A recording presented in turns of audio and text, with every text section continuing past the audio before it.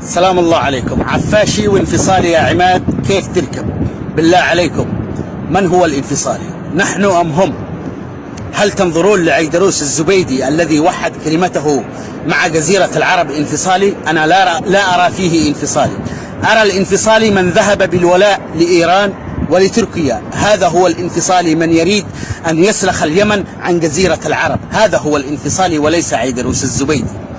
نحن كيمنيين نقف مع من يقف مع جزيرة العرب، ولا نقف مع من يوالي إيران وتركيا. أنتم تعلمون أن وحدة اليمن كانت هي اللبنة الأولى لتوحيد الجزيرة العربية، لذلك لا تقولوا علينا نشجع الانفصال.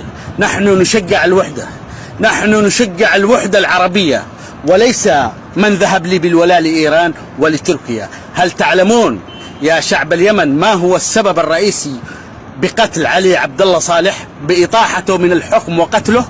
السبب الرئيسي هو الأول والأخير هو ترسيم الحدود مع المملكة العربية السعودية. هذا الذي أغضب مخلفات الاحتلال العثماني وأذناب إيران وخلهم يعملون جاهدين للإطاحة بعلي عبد الله صالح وقتله، لأنه قطع الضرع الذي كان يضخ الملايين لمخلفات الاحتلال العثماني الممثل ببيت الأحمر، الذي كانوا يأخذون المال من السعودية ويذهبوا ليبنوا تركيا. لذلك لا تقولوا على عيدروس الزبيدي انفصالي، ما هو بانفصالي. الانفصالي من يريد يسلخ اليمن أصل العرب عن جزيرتها العربية، هذا هو الانفصالي. لذلك نحن نرى بالانفصاليين نرى الحوثة وجماعة الإخوان. أنا كيمني كيف أثق بالجماعة الإخوان وهم يقولون بالحرف الواحد لابد ب2030 أن يسقط الأنظمة الملكية في دول الخليج وتقوم الخلافة العثمانية؟ كيف أثق بهذا الناس الذي يريدون أن يعودون إلى تحت الاحتلال العثماني؟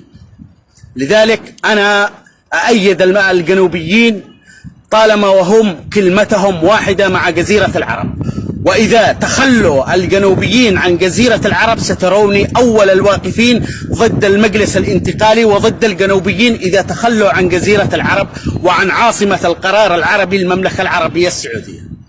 لذلك لا تقولوا على عيدروس الزبيدي انفصالي، بل لوموا من ذهبوا بالولاء لإيران ولتركيا، من يريدون أن يفصلوا أصل العرب عن جزيرة العرب. هؤلاء هم الانفصاليين. هذا ما عندي وشكرا.